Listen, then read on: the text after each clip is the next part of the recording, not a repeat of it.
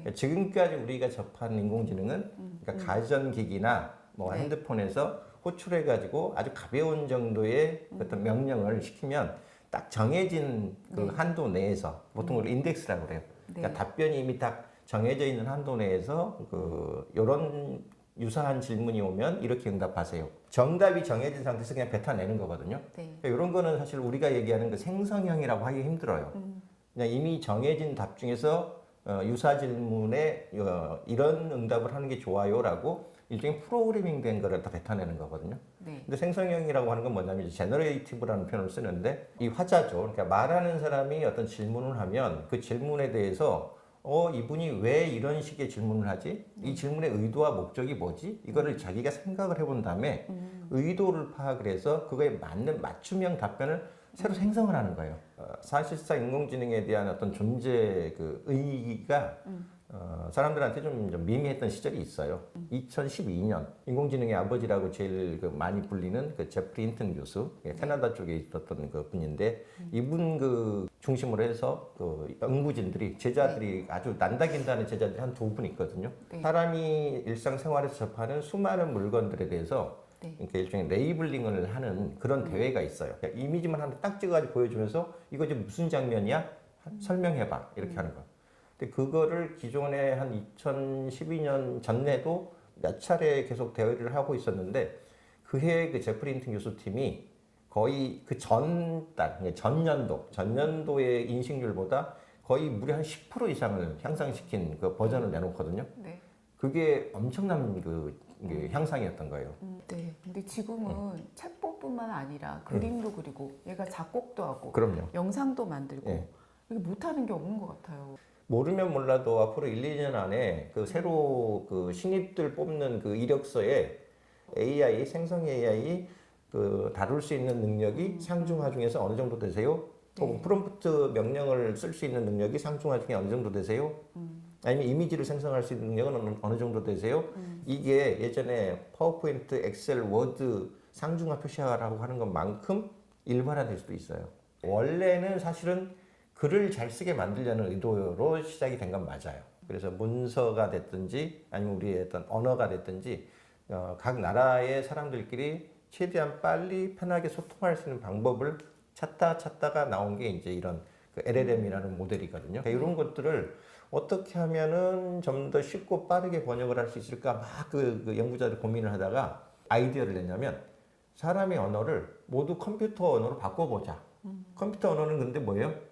0과 1밖에 네. 없잖아요. 네. 그래서 이거를 모든 사람이 쓰는 텍스트와 단어와 이런 것들을 숫자로 변환을 시켜서 일종의 숫자 값을 준 거예요.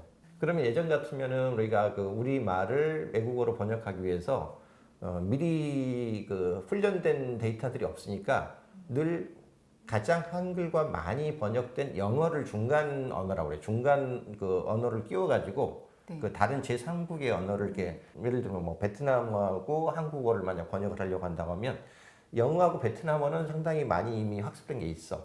네. 그러니까 상대적으로 중간에 영어를 끼워가지고 한국을 베트남어로 번역을 하는데 첫 번째 한국어를 영어로 먼저 번역을 한 다음에 그 다음에 이 영어로 된 문장을 다시 베트남어로 넘기는 이런 방식으로 해요. 그게 또 실제로 효율이 더 좋았고. 네. 근데 이런 식으로 이제 모든 단어와 어휘를 이렇게 숫자로 통일해 놓으면 이제부터는 중간에 매개의 언어를 굳이 넣을 필요가 없는 거예요. 왜?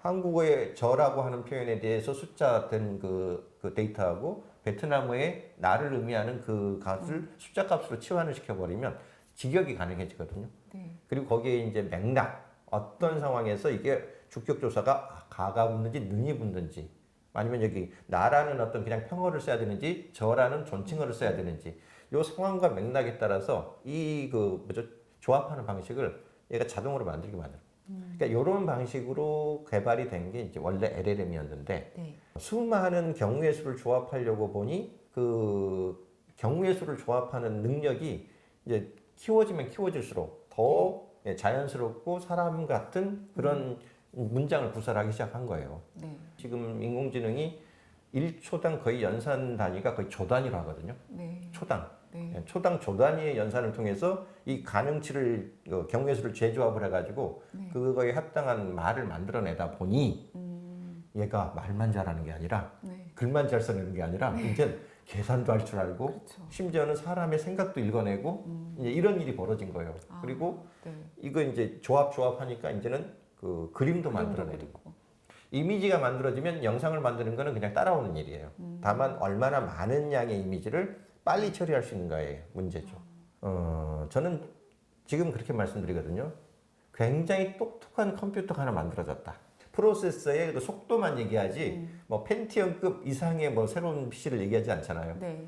근데 지금 이번에 나온 AI는 기존에 우리가 쓰던 그런 펜티엄급 컴퓨터가 한 10년 넘게 더 이상의 어떤 진전이 없는 상태로 어떤 극에 달했던 건데 네. 이번에 나오는 거는 슈퍼 울트라 펜티엄급 네. 그런 정도의 지금 PC가 새로 나왔다라고 이해하시면 오히려 비유가 더 적절할 것 같아요. 아, 네. 네. 그러면 요 슈퍼 울트라급 이 펜티엄을 안 쓰는 게 바본 거죠.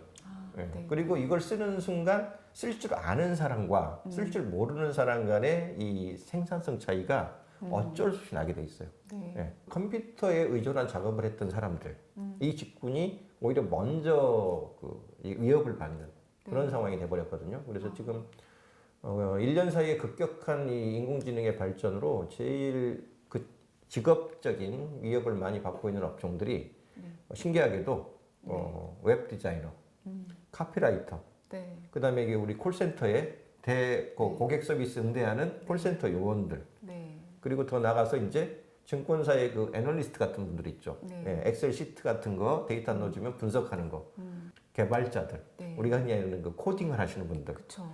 기껏 자기가 고민하고 노력해가지고 컴퓨터를 그러니까 AI로 발전시켜 놨는데 정작 자기가 만든 AI가 코딩을 자기보다 더 잘해. 그러다 보니까 지금 실리콘밸리도 그렇고 개발자들 상당수가 지금 이렇게 구조조정 대상에 들어가는지 그런 일이 현실화되고 있거든요. 얘가 어떤 식으로 동작을 하고 어떤 일을 할 수 있는지를 내가 먼저 알고 다룰 수 있는 능력을 내가 먼저 갖추시면 그만큼 다른 사람들보다 경쟁력을 더 갖출 수 있기 때문에 오히려 기회라고 봐요.